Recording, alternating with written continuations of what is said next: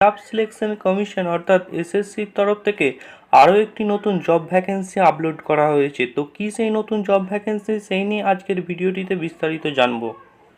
তো এসএসসির অফিসিয়াল ওয়েবসাইটে আসার পর কিছুটা নিচের দিকে নামবে, এখানে নোটিশ বোর্ড বলে যে সেকশন রয়েছে এখানে তোমরা দেখতে পাবে গতকাল অর্থাৎ 13ই জুন একটি নোটিশ প্রকাশিত হয়েছে। এখানে বলা হচ্ছে revised vacancies for constable GD in central arm police force CAPFs SSF and rifleman GD in Assam rifles examination 2024।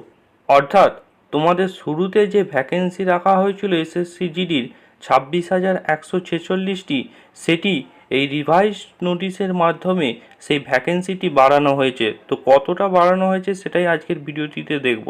পিডিএফটা ওপেন করে নেওয়ার পর তোমরা দেখতে পাবে এখানে stage wise BSF, CISF, CRPF,